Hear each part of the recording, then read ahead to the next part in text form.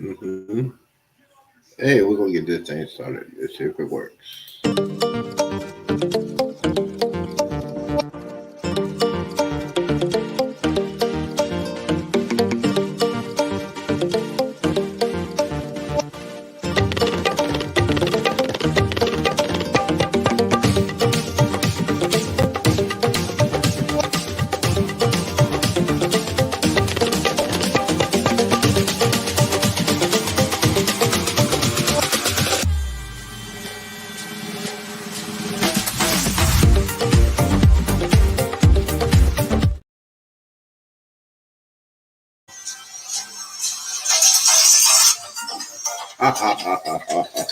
Sorry about that. I had to put that on there. I forgot to turn it off. Good afternoon, contact creators. Good morning, good afternoon, and good evening. And welcome to the show. Welcome to the Z's Tech Show. This is the show talking about tech issues, tech what you got for your Black Friday and Cyber Monday. We're going to talk about some tech tips. We might have some special surprises, special guests if they're there to come on the show. But hey, guys, I hope you're doing a great. I hope you have a great day so far. Enjoy the weekend. Yes, still trying to recover from Thanksgiving, but yes, we are here today. Let me go ahead and put this out there. Let's see if I can get this party started. And guys, thank you guys for coming in. Don't forget a couple of things before the house, before the fun begins. We gotta do some advertisements. um, First things first. Thank you guys for coming in, and thank you everybody for supporting the channel. Two channels, the Z Show Cruise Fun and the Z's Gaming Home Theater. Yes, because today it's talking about tech. I know a lot of people will be watching on the replay. Probably some, they got some lurkers out there. I hope you guys are watching. I hope you guys have a great day. Yes, it's a weekend of football. It's a weekend of college football, college basketball. Then Sunday NFL. Next week, it's just all kinds of stuff going on. I know. Oh. Guess who we got here? Guess who's on the way? Guess who is here? I told you, a surprise. What's up? You remember that commercial? but I do. yeah, I yeah. do. Hey, it is the Mustard Drill, aka Scotch in the hell. Thank you for coming in, bro. Before we started, before we started, I need to find out what happened on that. Was it the NCL class? Not the MSC class ships. I know you had some issues with the electronics and Wi-Fi. So how was the Wi-Fi issues on that? And because I know you are a tech nerd like myself, can you explain what happened to you on that ship? I mean, I think the tech works pretty good on MSC. So MSC, unlike the other lines, MSC does not use Starlink. They use it's a 3-letter acronym. I don't know what it stands for, but it's a company in Europe or whatever. They're an Italian cruise line, so they use a different company. And I think as far as consistency and bandwidth goes, I've always had pretty good luck. Um, but it's also the same as the other lines are too, in that satellite internet does not have a lot of bandwidth. So when you're trying to move around the ship, and your image is constantly changing, and new pixels need to be formed constantly, the latency that exists in satellite internet, just because of the amount of time that it takes for that signal to get up to the satellite, back down to the ground station, and then out across the internet, it's just not, the technology just isn't there yet. But I think eventually it will be, and the latency will be low, kind of like land-based wired internet, and then it'll probably work, amazing. And then they'll probably charge $1,000 for a 7-day cruise for it when it works that well. But otherwise, I think I had a pretty good. I don't really think I had too much trouble with the internet while I was on the Maravilla. So That's cool because you hear it on the news all the time. They're sending SpaceX is sending more communication satellites, Starlink satellites. I think they got hundreds of them out there, and that's why I asked that question because yeah, I'm getting ready to go on a cruise in 21 days, and it's gonna be I'm gonna be doing my lives on the Jubilee, so right. that's what I want to talk about that all that stuff. But well, welcome home, man. I know you've been traveling crazy for the past couple of months, and I Yeah. know you get ready to go on another cruise pretty soon, right? Yeah, so I'm next, so not tomorrow, but the following Sunday, I leave on Anthem of the Seas for 7 days. So I'll be heading up to New Jersey next Saturday, spending the night, and then getting on the ship Sunday on the 10th, 7 day cruise to Port Canaveral, Nassau, and Royal Caribbean's private island, Coco Cay. I just got an email from Carnival, last minute deal, right? Because I'm getting on that ship on Sunday, I can't do it. But if I could drop everything and run down to Baltimore tomorrow, which is just an hour away from me, I could get on Carnival Legend for a 7 day cruise for only $100. Oh no, hold on. Wait a minute. 100 is that including? $100. Is that including the taxes and fees or No, so it's $100, then taxes, fees, gratuities. So probably that's only going to be like $100 and some dollars though. So probably less than $300. So like maybe like $260 or something like that or whatever for a 7 day cruise. Well worth it. Unfortunately, I can't get off that ship and up to New Jersey. I mean, I probably could. I just don't want to. Right. Yeah. So, but it would be cool, though. It would be cool, a last minute thing. And since I'm already packed from my last cruise and ready to go for my next cruise, I could just grab my bag and head out the door, but I'm not going to. That's pretty cool, man. See, he's a traveling man. There's a song, Traveling Man. I can't remember who that person is. He's the Traveling Man. Yeah, there's a song like that. Now, since we are tech news nerds and all that stuff, so when you do when you have your vlogs out there, and you're on a cruise ship, my question is to you, especially you've been on Carnival. How many times have you been on Carnival this year? Oh my God, this year not too many, but in 21 and 22. Probably about 10 cruises each year. So, roughly 20 cruises over 20, like from the restart on to about 20 cruises. Right.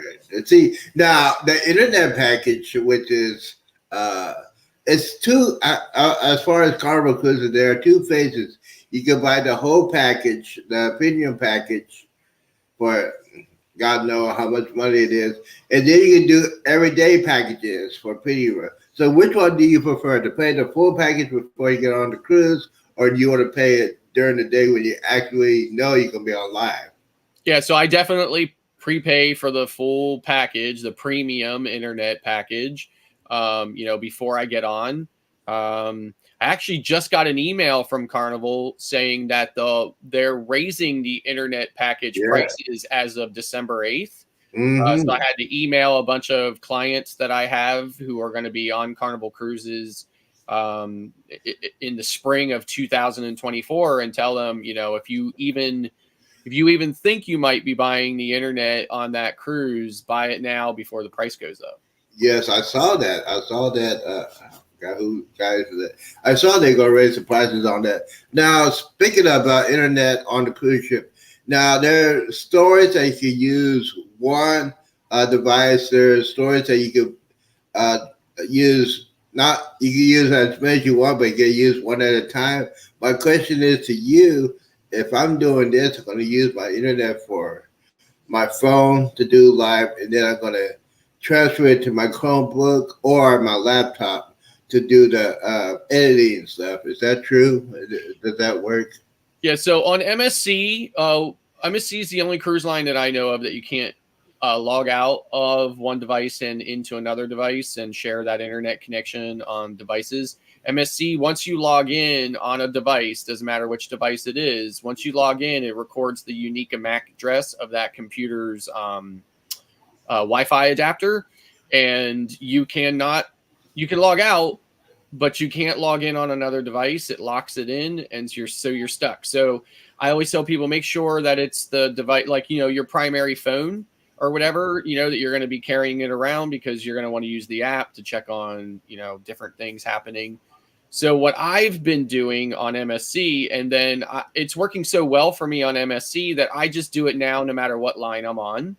So what I do here is, on my phone, I swipe down, I go into settings. So I go into the settings there, and I go into connections, and then down at the bottom there. Now this is an Android phone, so I'm sure there's a similar way to do it on iOS. But I go into mobile hotspot and tethering. And then what you can see here, it's ghosted out. It's grayed out right now because there's no USB cable plugged in, but I plug a USB cable into my phone and the other end into my laptop. And then this USB tethering option becomes available. And then I slide that switch over. And then what it does is it shares the internet connection on this with my laptop via the USB cable. So I never have to log out and log back in. And when I'm done using the internet on my laptop, all I do is pull the cable, and I'm still connected here on the phone. Okay. So yes, that's how I've been doing it. And then what I've also been doing is, when I have that all connected up, Windows 11 has a hotspot option in it. So because I'm not using the Wi-Fi on my phone or on my laptop, because I'm using a USB cable, the Wi-Fi adapter is available to be used on my laptop. So then I turn the Windows hotspot on, and then I can connect as many devices as I want to the Windows hotspot in my room. So if I have a second phone or tablet, or if somebody's traveling with me and wants to share the internet connection, they can use the internet connection as long as they're in the room there close to my laptop, and they just get a normal Wi-Fi signal from a laptop, and they can share it. And it's been working out really, really well for me. So right. See, that's what I'm planning to do, to use my phone or use my Chromebook to do lives for the first day. Or on the Jubilee, I'm probably using the Wi-Fi on there on my phone, because we haven't left dock yet. So, and then just do the live sailaway party or whatever. But especially for people that want to do live sailaway parties, what advice do you have for that? And I mean, as far as the copyright stuff and all that good stuff, that's tough, right? So this is what I would say. If your channel is not monetized yet, then don't worry about it, because you're not, it doesn't matter if you get the copyright strike, okay, it at least isn't going to, so typically what will happen is, when you get the copyright, there's a copyright strike, and then there's just a copyright notice, right? So if it's a strike, YouTube's going to make you either take the video down or replace the music. But usually, like, the music that they're playing during the sail away party on a Carnival cruise or whatever, it's not going to be a strike. It's just going to be a notice. So, and if you're not monetized, then it doesn't matter, because, you can just leave it up there, because it doesn't matter that they're taking away the revenue from any of the views on you're still going to get views. They're just going to give any ad revenue that is generated as a result of those views to the original music owner. But otherwise, you can keep your video up there. What I would typically do for my channel is I would take the audio out and just replace it with something that I thought was equally upbeat and maybe matched the situation, which is a high energy dancing sail away party, with something that's not copyrighted, or I would just be far enough away from the center of the pool deck, which is where the music is going or whatever, if I'm going to talk and offer commentary during the sail away. The other thing you want to keep in mind too is there's at least 3,000 people on that ship, if not more. And if from the port, there's going to be other ships right there at that point as well. the cellular tower that you're going to be connected to at that point to try to go live from is going to be slammed heavily, and you're going to have a very difficult time sending out a decent live stream. So, I mean, I'm not saying don't do it. I'm just saying keep in mind that it's probably not going to look very nice, or it's going to have a lot of issues with it. Yeah. Maybe instead just vlog it. Uh-huh. Put it out as a vlog later. Yeah, that's what that. If it doesn't work like that, I'm gonna have the feedback and look at it and say, "Man, that doesn't look good. I could take it down." Or as a live, I could take it down, but it doesn't look good. Quality. The quality is important for a content creator. Yes. Especially when you're doing live. If you go to live and somebody's looking at it, hey man, that doesn't look good. So that's why I got two things. I got my phone. I got my camera. One of the handheld cameras I'm going to use, and basically I'm going to be doing a lot of vlogging on that one. And then at the end of the night, I'm going to put it on my laptop. I'll put it on my laptop, put it in the folder, like day one sailing. Put it, upload your video from your camera to your laptop, and then you can hook it up USB hard drive, and you put it in the folders, and you got it all sorted out so you don't have to worry about it. Make sure all your videos of that day is connected to your hard drive before you delete it, because it'd be sad if you don't do that and you lose just about everything. You'd be very, very upset. Yeah, it's one of those things you just got to do, especially when you especially for the Carnival Jubilee. I want to get my theory. My feeling is I want to be the first one on there. I'll be the first one on there. That's going to be the important thing. Key. A lot of people are going to be on that ship are going to try to get the first videos out. Yes. To show everybody to get to your channel. So that's why. Maybe on that throw some shorts out, because again, you can create a whole bunch of shorts in a really short amount of time, and get them uploaded and get them out there, so at least people can get some traction on it and see it. Maybe mention in the short that they should come back to your channel for more longer comprehensive video on the Carnival Jubilee. Absolutely, because that's the thing. Because I know for a fact I'm gonna be drinking one hand, camera on the other hand, just doing this and doing this, and basically I'm gonna be probably want to do the first in my room. Everybody's gonna be the first ones in the room, so I'm gonna be doing that. That's gonna be a lot of fun to doing that. Hey, I'm at my room. I'm getting ready to enter it. You'll see my surprise when I go in there to see what's going on. And yes, just get the material out. Okay, we got One Shot Adventures in the house. Scott Save here with the Tethering advice on ABC. Well, yeah, One Shot Adventures was on that same cruise where they were, and and Bill, we gotta get ready because we get ready to go on the cruise in 21 days. It's gonna be. I'm telling you, it's going to be crazy. It's going to be a madhouse. My next question is for people, especially, we're going to talk about Cyber Monday. And what did you get? What did you get for Cyber Monday as a nerd? I know I get a lot of stuff. But so a couple of things, a couple of new pieces of equipment that I have purchased for my vlogging lately is I purchased a drone.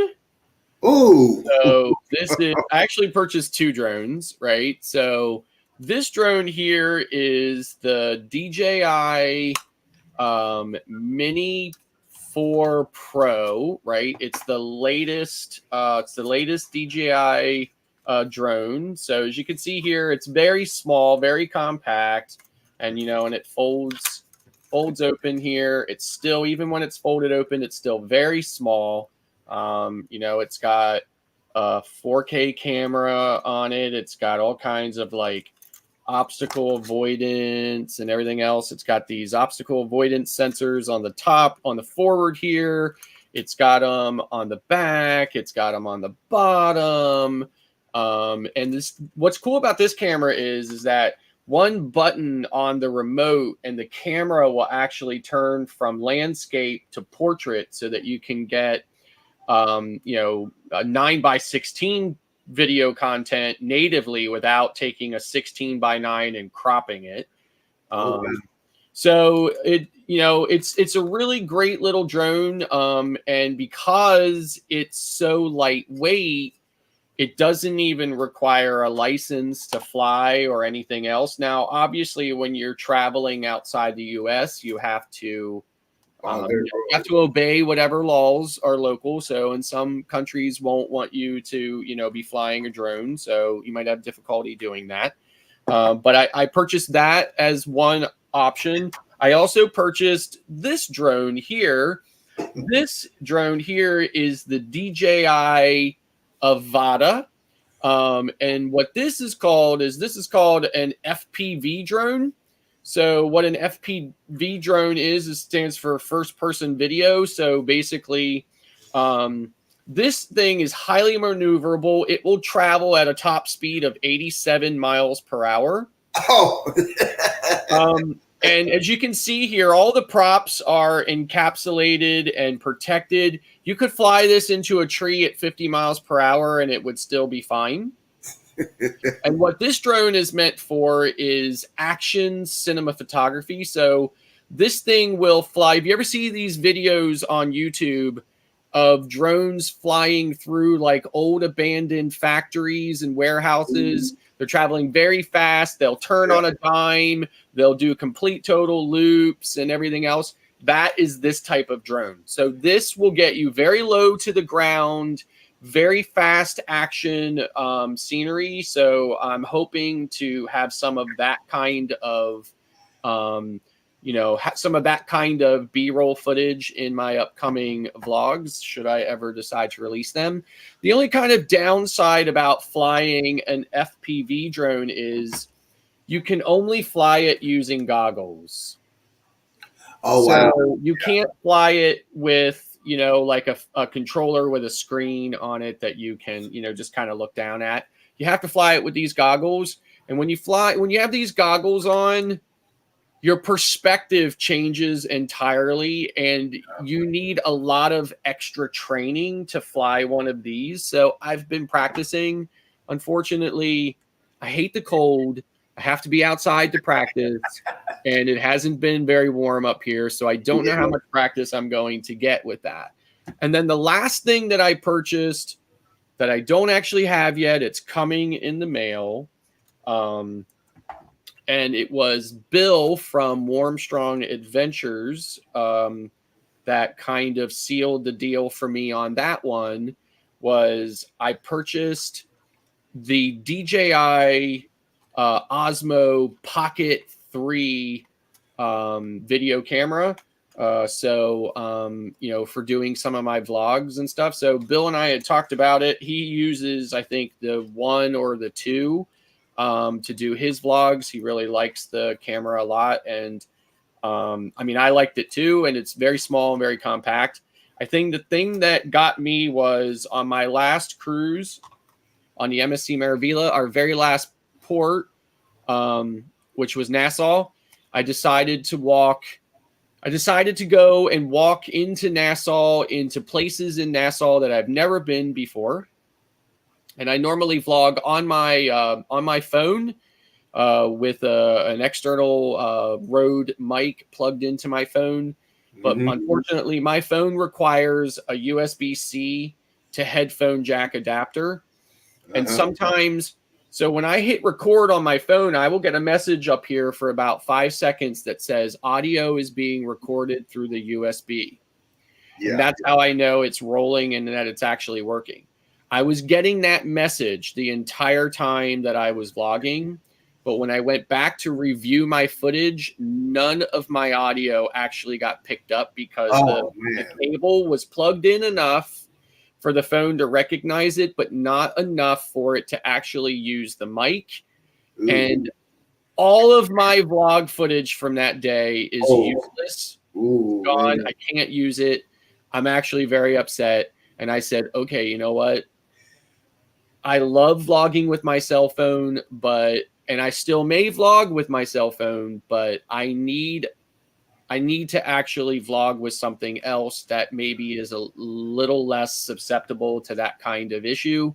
Because again, I only get one shot to vlog and I can't go back and fix it.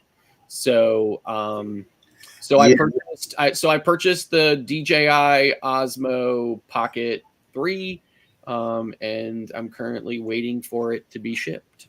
That is very, very cool, especially, it's also sad that you lost that material. You can still use that material, but you use like music that is not copyright to do like that. You Yes. can do that, right? So I ended up actually plan Bing the vlog really quick, and I ended up just putting out I ended up talking about how one of the pitfalls of vlogging is technical difficulties, and I was like, so of course, check this out. So I'll use just a couple of seconds of me walking, and you can see me talking to the camera, but you won't be able to hear anything. And I'll use that, a few seconds of that in the vlog as an example of, some of the pitfalls and some of the things that vloggers go through in order to bring content to their viewers. Yeah, so that's a learning experience, especially when you're trying to do that for the first time.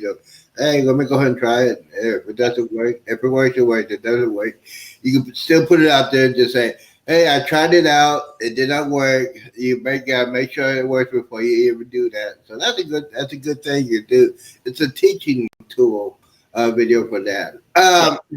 For your drones, what SD cards do you use for your drones as far as video?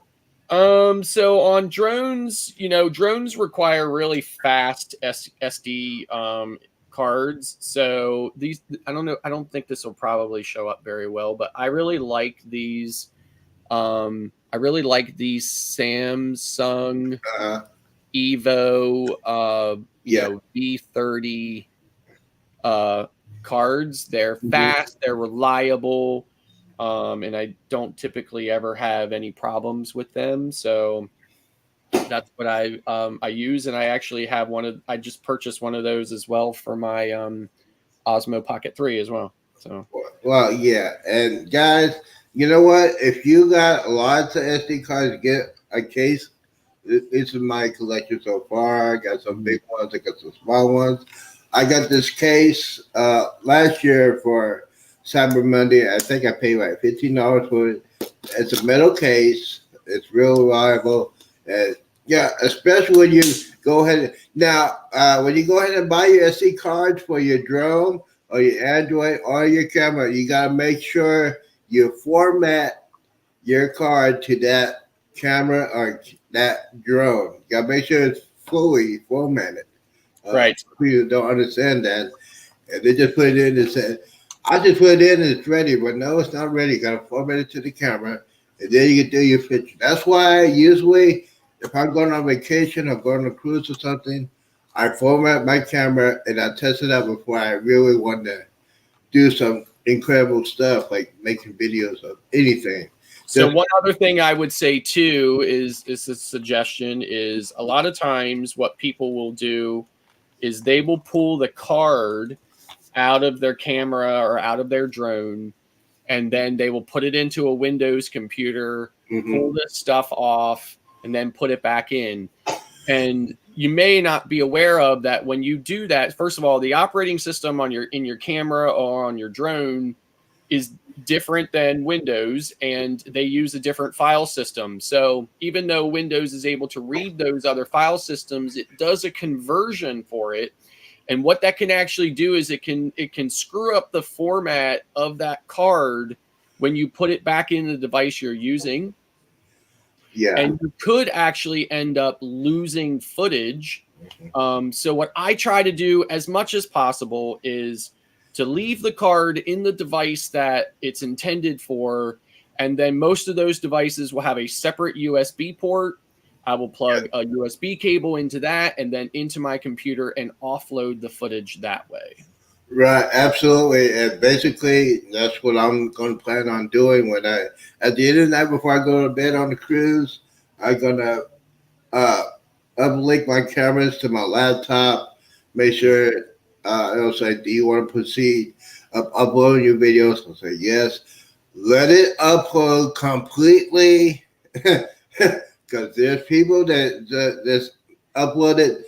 If it doesn't say upload completed, you need to check your videos on your camera. Make sure that all your videos, all your pictures on your camera onto your laptop. Put it in a folder. Make sure it's all that before you say delete your videos on your camera. Gotta make sure that is done, because there's a lot of people say they take beautiful videos and they premature disconnect the wire and they think it's done, and they lose all that stuff, and then they erase it, and then you're just screwed. So you gotta make sure. It says upload complete, and if you gotta do a double take or triple take to make sure all your stuff is in there, go ahead and do that. And yes, the USB hard drive that you personally carry, Yes. when Yes. you're now, it's USB 2 or USB 3, depends on the hard drive. What is the biggest hard drive you carry with you when you go on a cruise? 4 terabytes. Now 4 terabytes. Now you can use 4 terabytes. It's about half the size of my phone. Right. And it's about as thick as my phone, and it weighs about half as much as my phone. So it's very small and compact. But it's 4 terabytes, and that's 4 terabytes. plenty. That's now a lot of people don't understand. Now I'm putting this on my playlist for Texas. There are people that do 720. There are people that do videos 720, 1080, and 4K. Can you explain what the difference between those three when it comes to your SD cards or hard drive space? I mean, obviously, the lower the resolution, the smaller the file size. So most people are going to probably film at either 1080. That's what most people are going to do. So that's full HD. I would say the minimum hard drive you should carry with you is, if you're going to just be doing like 1080 files, I would say you could carry like a 512 megabyte drive with you. But price wise, it probably wouldn't cost you anything more to buy a 1 terabyte drive. And that would be more than enough to store, probably thousands and thousands of 1080p video files. Mm-hmm. So, but now I film in 4K and 1080 sometimes, but mostly in 4K. And then what I also do is with all my new devices, I film in something. This is very technical, and you don't need to really, know anything about it or understand it. But I film in something called D-Log. Mm-hmm. And basically what D-Log is to video is what RAW is to pictures. And basically what it does is when you take a picture with your phone or any camera and stuff like that, there is some color correction being applied by the phone or the camera's internal intelligence. It recognizes green and different colors and stuff, and it tries to represent those colors in your image. So what D-Log does and what RAW does is it basically captures all of the information necessary to make those changes to your pictures, but doesn't make the changes to your picture. It leaves it flat and dull and washed out, like the sensor did itself, like the sensor captured that image or that video like in itself. It doesn't apply to that. What that allows you to do then is it allows you to go back and create the colors the way you want them to be. So if you saw something that was really lush and green in your mind and you remember it from that time and you really want to pump that green up, you can change just the green and not the other things. So it allows you to add some color correction, or maybe even some presets that you bought or whatever, and you can add that to it, and it just tends to make the coloring of your video or your pictures stand out a little bit more, look a little bit nicer. without you going in. And what if you've done it the other way, there's very little tweaking that you can do to your image. You're kind of stuck with whatever your camera or your phone decided it was going to look like. So because of that additional information that is contained within those D-Log files, they use the file size is much larger. Mm-hmm. And as a result of that, I personally carry a much larger hard drive just because I don't want to run out of space. Yeah. I may forget when I get home and stuff like that. I could possibly forget to offload that footage to some of my storage at home. And then if I did and I left again for another cruise, I wouldn't want to find out that is already that device is full from my last cruise. I want to know that I have plenty of space on there to keep on going. So absolutely, and that's the worst case scenario. You go in there and say, hey, I'm going to get another cruise, and you forgot to upload your device at home, and you get ready to film. You look at your camera and says, it's almost full. I didn't take them. Then you check it. And say, oh man, I forgot to put it on the other things. And the thing is, it's frustrating when you do that. Now, two more things, real quick. Editing software. Which one do you use, or which one do you recommend? I know you have an Android. Which one do you use for Android? And do you know any editing apps for Chromebook? Because I don't really do any editing on my phone, but if I do, I use CapCut. Mm-hmm. But I don't really do too much editing on my phone. I do all the editing on a computer, and I use Filmora.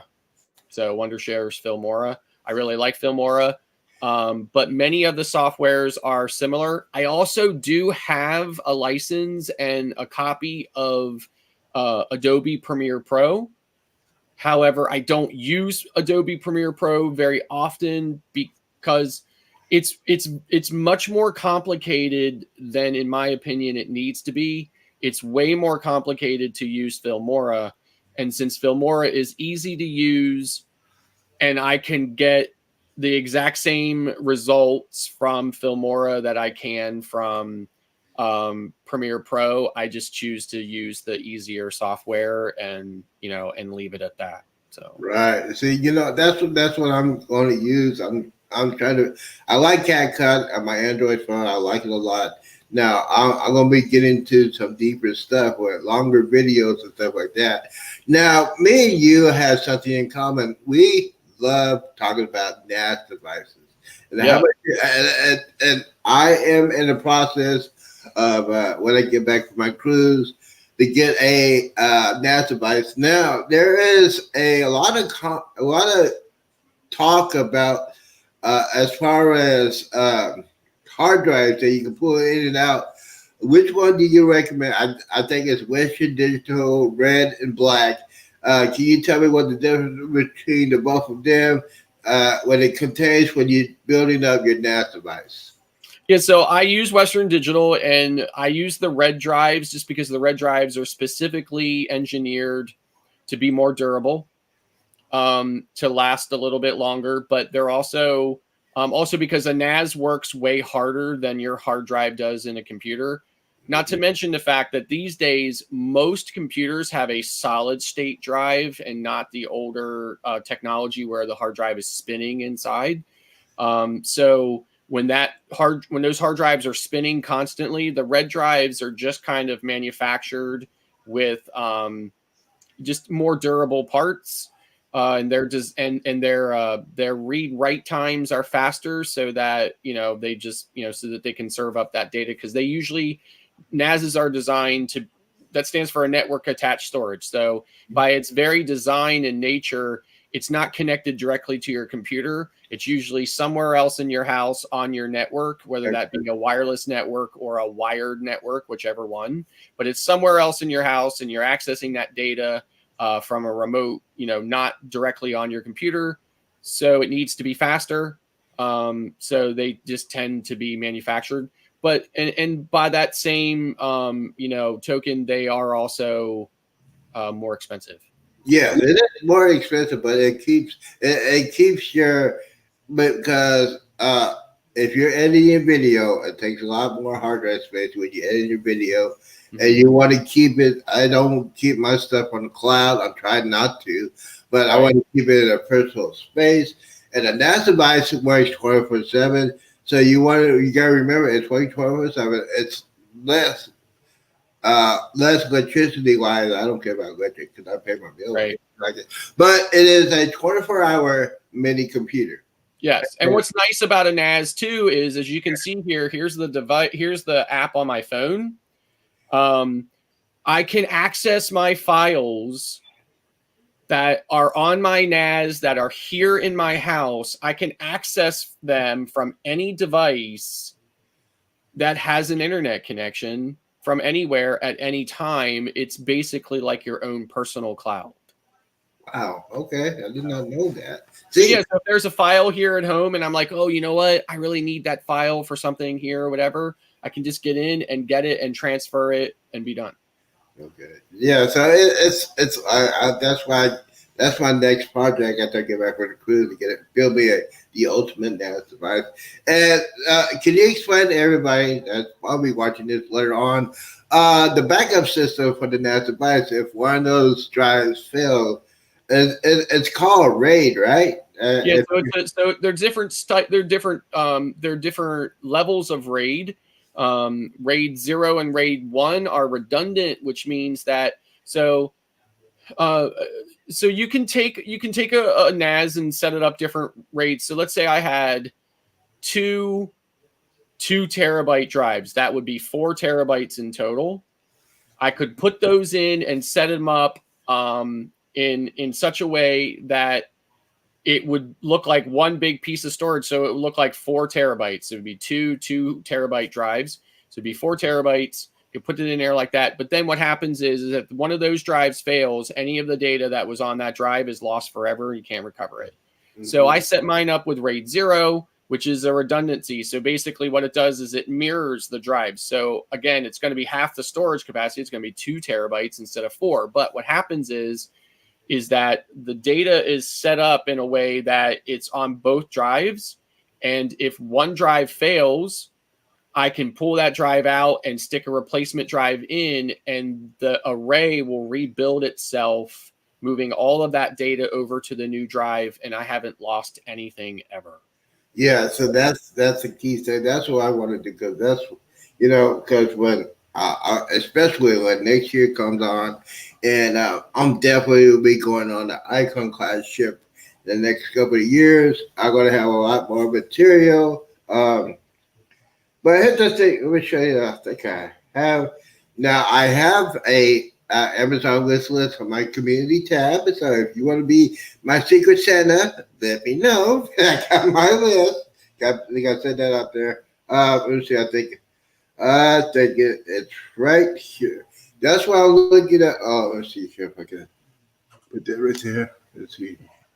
See that now? That's the one I'm gonna get. That's on my list right there. Uh-huh. It is. Let's see if I can go back. Is that a Synology? Is that what that is? No, it's let's see. It's a TerraMaster DS300C USB. Okay. Generation 1. So it's a 5A. Gotcha. It's like $219 for a 5A 3 USB. I don't. It's a RAID. It's exclusive 2.3 RAID mode. So it's a RAID storage device. So that's what I want to have because and a lot of people don't understand. You could get up to it's going to cost you some money, but you could get up to 18 terabytes on a hard drive. Now, if you get 4 or 5 of them, that's a lot of hard drive space. There's a lot of people that do that. I want to be trying to do that because I got so many hard drives for all my stuff. So I use this one, which is the Western Digital PR 2100. It's got 2 drives in it, 2 bays. And then I also use the 4100, which looks exactly the same, only it has 4 drives. But that's just what I use personally. There's nothing wrong with any of the other NAS devices that are out there. They're perfectly fine. They work exactly the same. You just buy your hard drives and stick them in and configure it, and it, does what it's supposed to do. So. Right. And now I know this for a fact. I do my research. Now, if you're going to buy individual hard drives, you got to buy a hard drive that says it is made for NAS devices, not the regular one. Right? You don't technically need to do that. You can buy a different drive that maybe is a little cheaper. Mm-hmm. You just need to just keep in the back of your mind that there is a possibility, a greater possibility of drive failure. Yes. And that you'll have to buy, a replacement drive for it. But you do not technically need to buy a red drive or a Seagate Wolf drive, which is made specifically for a NAS. You can get a different drive, just there's a possibility that it won't be as reliable. So. Yes. And let me ask you this real quick. What is the benefits for if you generate your own home network? There's the difference between a wired network and a Wi-Fi network. I know what the difference is. If you wired everything to your network, it's faster. Yeah, it's speed. The speed is critical, especially when my next goal after I finish with this studio is to put it in my bedroom, a dedicated home theater. I got that wicked thing in my brain because, you're single, you got that money. That's why I'm going to use a wired network. So everything's hooked up to my network, especially because I am a movie buff, and so is Scott here. He's a movie buff. And you know what? We're getting old, and we don't want to, your DVD collection, you got to, well, that's another thing. But we're getting old, and we don't want to go back and forth and taking out a DVD and putting all that stuff. When's the last time you ripped a DVD? I know you don't. You used to do that back in the day. I can't even remember. Like forever. Like I can't even remember the last time. So in fact, I just went through some stuff and discovered I had some DVDs, and I just threw them away. Oh man, yeah.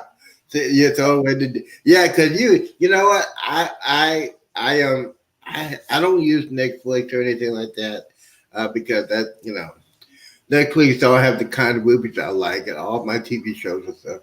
Mm-hmm. Can you explain your incredible movie collection?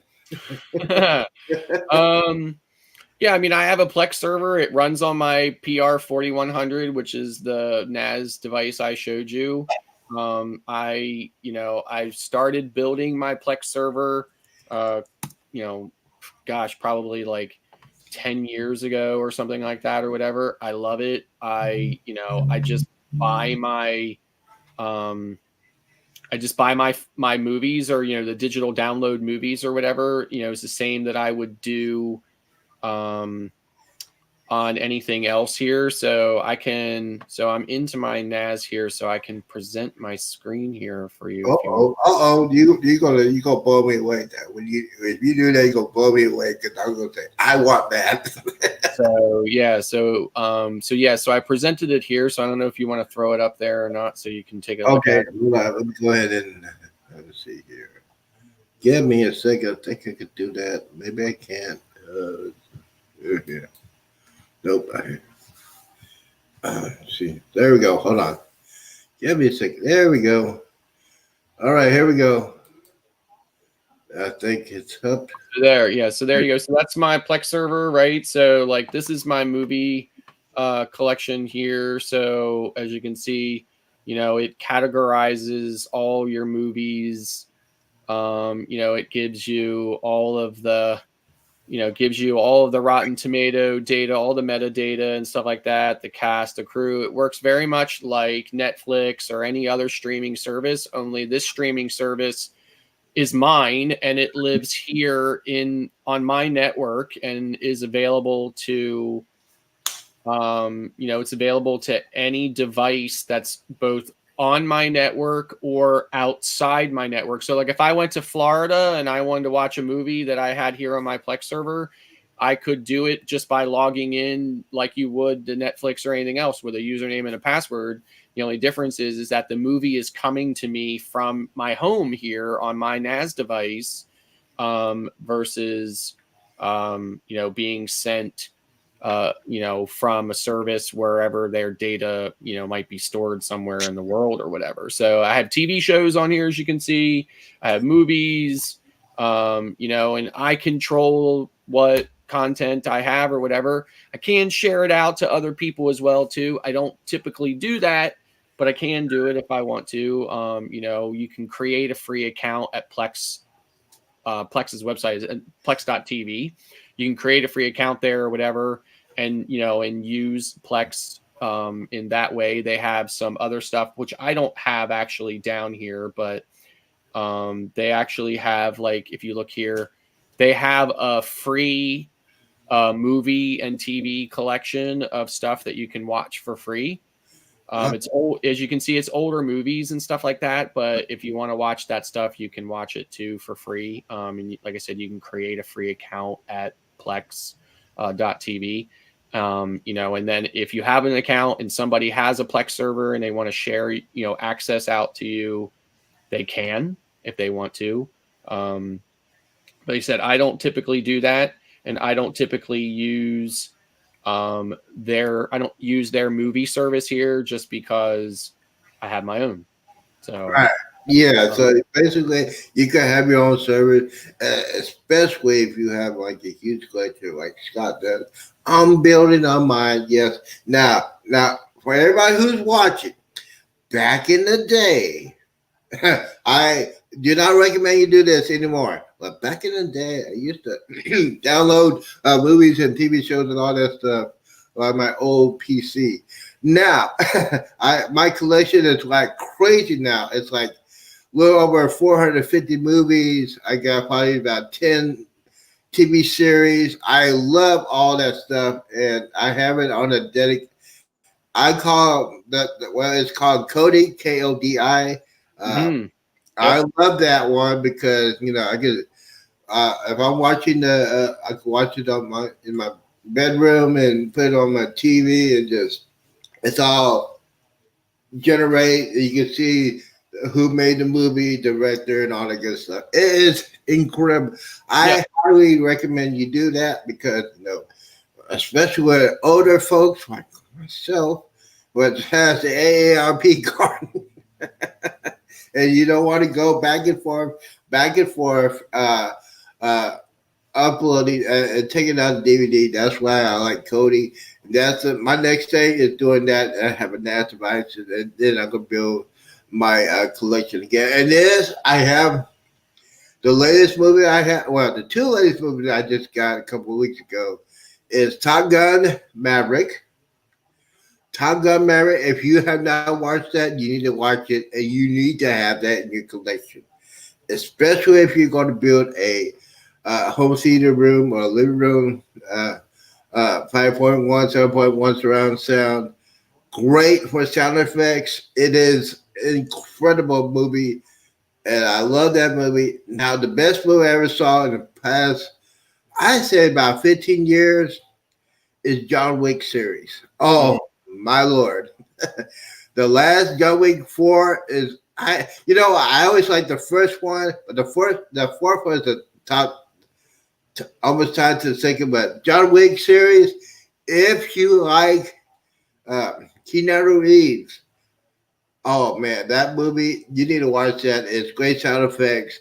I like the soundtrack. I like the soundtrack of the first John Wick.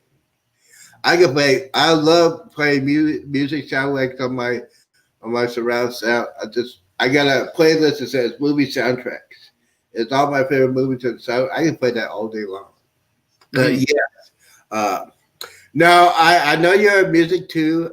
What do you use for your music as far as your music collection and all that good stuff? Spotify. No. You know what? I hate to say this, but how much do you pay a month? I like to have my collection. I like to have my different kinds of music. How much is the monthly membership? So my wife and I are grandfathered in on an old plan. It was called the Spotify Duo. So it allowed two people, two separate logins, one device at a time. I think we paid $10.99 a month for both. So you got a good deal for that. Yeah.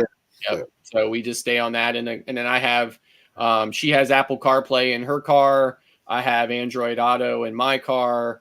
So, our phones just automatically connect when we're in the car, puts it up on the display, and then I can just play whatever I want through the car through, AirPlay. So, but can you tell the difference between you playing your music on Spotify compared to a CD you play at your home? Can you tell the difference? Is there a difference?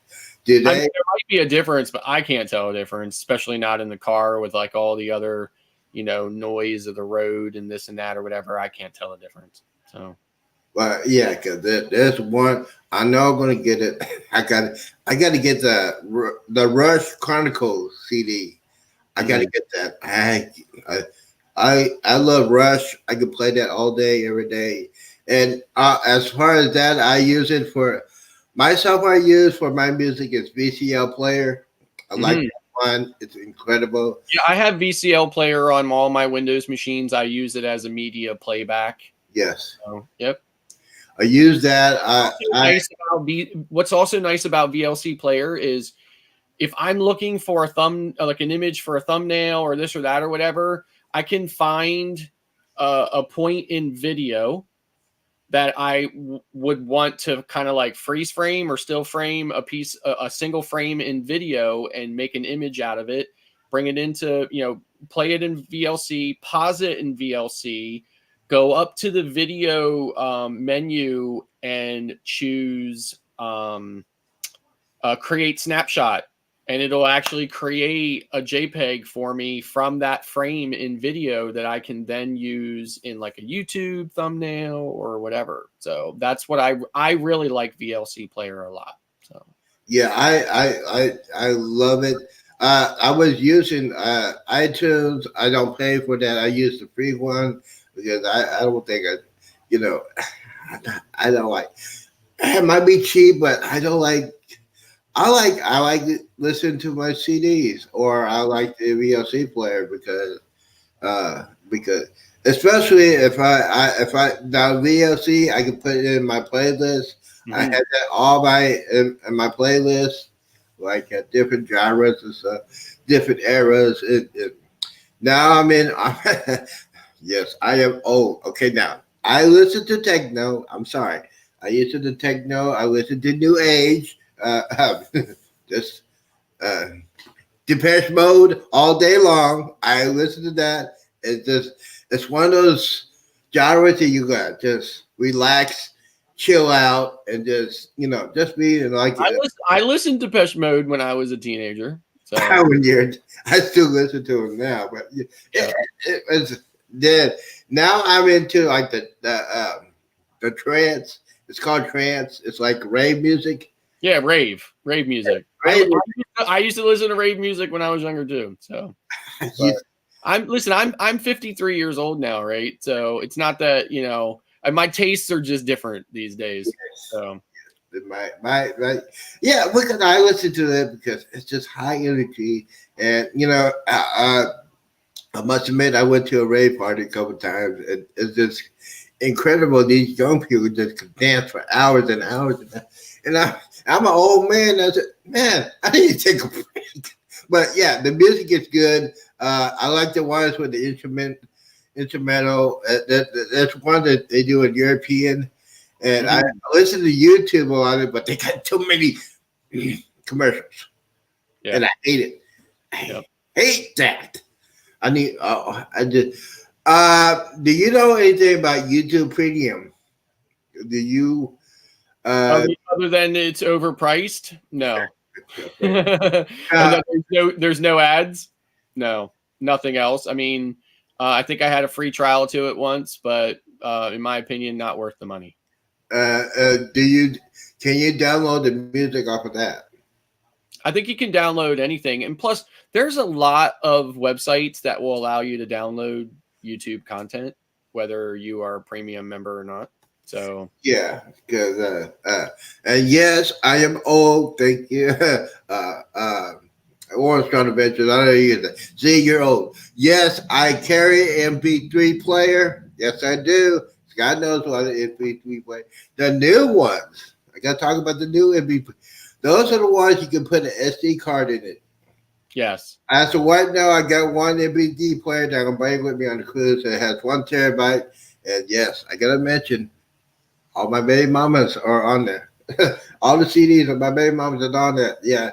And I've still got plenty of room to put on that. So I'm putting everything on there for the next 21 days. That's my homework for assignment for today.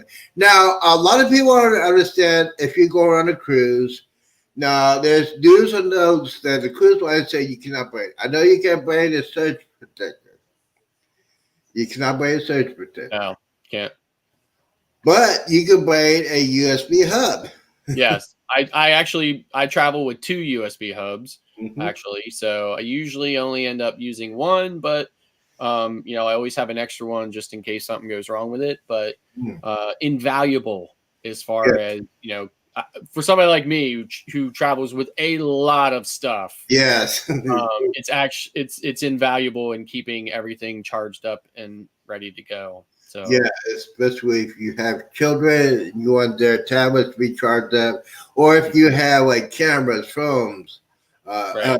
anything like you need to recharge up.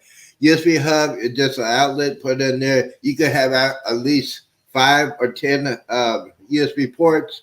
The one I have has 5. I'm looking for one that's 10 because you never know when you need that. But the good thing about the XL class ships, they have multiple USB ports, but I'm still bringing mine. But yes, especially on the Jubilee.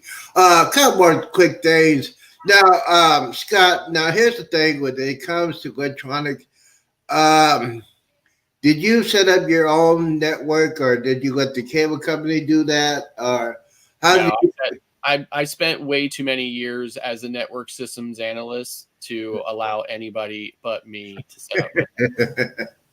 So since you set up your network, the newest thing to use is Cat 6. Yes. Do you think they're going to be doing a Cat 7 since everything's getting faster and faster? I mean, possibly, but Cat 6e right now is the latest, and I'm actually using original Cat 5 in my house. So that's actually one of my new projects is to replace all the original Cat 5 in my house with Cat 6e. So. Especially when it comes now. I think, what do you think about 8K? Do you think it'll be here the next couple of months or a couple of years? The 8K format. I know the TVs now you could get an 8K. It'll cost you several $1,000, but the camera on my phone is technically capable of 8K, but what's the difference? I mean, it really makes no sense to utilize it because until there are devices out there that are widely available in order for you to see the content, it's kind of meaningless to have it. So. Right. So the 8K, the 8K TVs are out there now, but $7,000. There's not a whole bunch of people who have them. So, nobody's really going to be able to take advantage of the extra resolution. So. I think the reason why that is because, when everything was shut down, all the production was shut down. People just companies just didn't want to do the new items. Since the shutdown, it's over. Almost people getting right back to normal. They're going to start doing that left and right. Yep. It's going to be crazy madness. But now, so listen, Z, I have got to get running because my wife and I are going to dinner, and then we're going to a Christmas light display. So, okay. So I'm gonna get out of here, but it's been amazing hanging out with you, and we're definitely gonna have to do it again sometime real soon. I'll definitely before I go on the cruise, I'll have questions Great. Thank you, Scott. Thank you, Mustard Grill. Hey, they got a show weekdays at 9 a.m. Eastern, 8 o'clock Central. Here they have a show with Jeremy and Cheryl and Eddie Lugo. Check them out. They got some news and information. I like it when he does his news. It's very interesting, very informative. And thank you, brother, for coming in. Absolutely, man. Appreciate it. Have a good weekend. I'll see you later. Bye, everyone. See y'all later. Thank you. Appreciate it. Let's see if we go ahead and do that. Yes. But yeah, it's been crazy. I like doing these tech shows because it's improving my mind. A lot of people say, why you do these tech shows? Because yes, I am a nerd. You know what? Years ago, I wish I would have done this years ago to be a real techno whiz, how to create stuff, how to make sure all your stuff is working. Rihanna's Life Adventure, thank you for coming in. 3 minutes, One-Shot Adventures came out. Guys, if you want to come in, I'll be here a couple more minutes to talk about some things that we need to talk about, especially when, the COVID shutdowns complete. Companies are getting out with some new stuff. Next year, the new stuff will coming out. Black Friday deals were crazy. Cyber Monday deals were crazy. I could not buy anything, but I bought a couple things because, there's Cyber Monday. I bought this for my cameras. This will be for my camera, my USB ports, all that stuff. And this is, got this showed you about the SD card. This is a hard case. Got to have plenty of SD cards on there. And like we said, if you're going to do camera, if you're going to be a new camera, especially this holiday, Christmas, we say Christmas here. Just going to say Merry Christmas anyway. But yes, I got this for about $12. I like it. It's Amazon Basics. I got this. This is good. Carry my camera. I can carry 2 cameras in this thing. I love this thing. This is one of the things you need to have. Now, let's go ahead and do that. This right here, I got this on Black Friday. This is where I can carry all my wires, my chargers and stuff like that. I got some USB cords here. Different kinds. I got this. This is a HDMI HDMI wire and stuff like that. So this is pretty good. Yes, I got a lot of packing to do for my cruise. And yes, I'll be a techno nerd all day, every day. Now this is the thing I like. This is my tablet. This is what I'm gonna bring on my cruise. And yes, this tablet is pretty good. I think I got this last year for $60. Now this right here is for one of my tripods. Now I can hold this because a lot of people don't like holding it like they don't like to hold it like this. I hold mine like that. You can control it, and you can do all good things about that. But yeah, by the way, if you are watching on the replay, I will put this on 2 playlists. I'll put the best lives in 2023.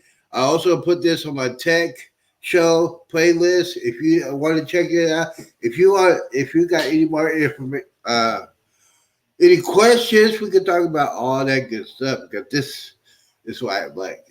I wish I would have done this 8 years ago, 10 years ago, because I would have had all that stuff. And by the way, my advice for you, if you are a content creator, I recommend putting all your devices in a wired for your network. No, Wi-Fi in the home is not reliable, but you have a connection to all your devices. You can get, I think I got 4 of them on there.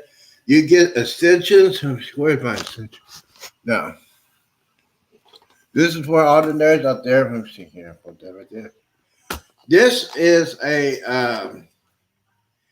5-point gigabyte internet switch.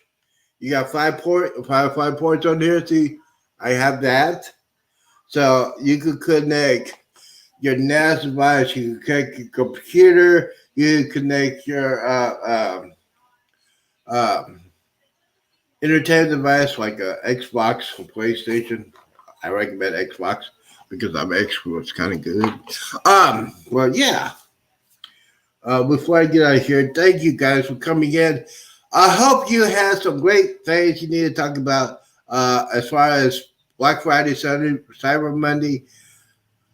Oh, I gotta thank Rihanna's Life Adventures for coming in. I gotta thank One Star Adventures, Sweet Mom and Daughter. Thank you guys for that. And yes, if you like me doing this and get other people on here and you got any questions when it comes to tech, that's what I'm here for because I learn stuff every day.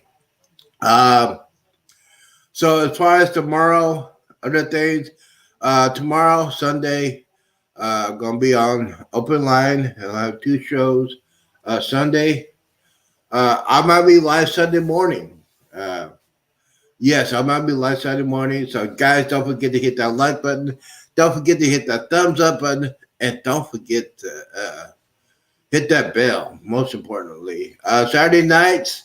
I think Embarkation Nation is gonna be on. They said they're gonna be prime time. I might be on tonight.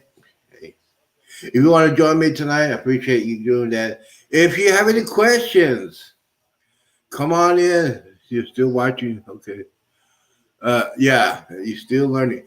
It's very, very critical to learn what you're doing. And my advice for you, if you got some new camera equipment, if you got new camera equipment for Cyber Monday or Black Friday, and you get ready to go on vacation for your Christmas vacation, test it out before you go on the cruise or test it out before you go on the plane.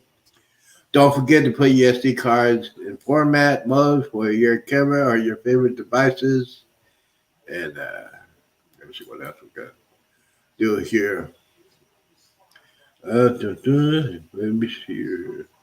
We'll go back over here and let me see. I think I got my outro ready. Yeah. Yeah. Okay. I'll use that one. But yes, by the way, the Karma Jubilee, a matter of days, the shipyard will begin controlling the Karma cruise. The Jubilee is on its way, and I got 21 days. To one of the greatest cruises of all time, you go see some video, you go see some content, you go see my reaction getting into a room, you go see my action for the Segway party, you go see reactions of Shaq's Chicken, Guy's Burgers, the Steakhouse. It's going to be fun. All right, here we go. We get ready to get out of here. But you know what? Before I get out of here, I got to thank everybody for coming in. Guys, be safe out here. Please do not drink and drive. Do not hang around the knuckleheads and do it. Always, always, always drink responsible. Peace out. Deuces. And we's out.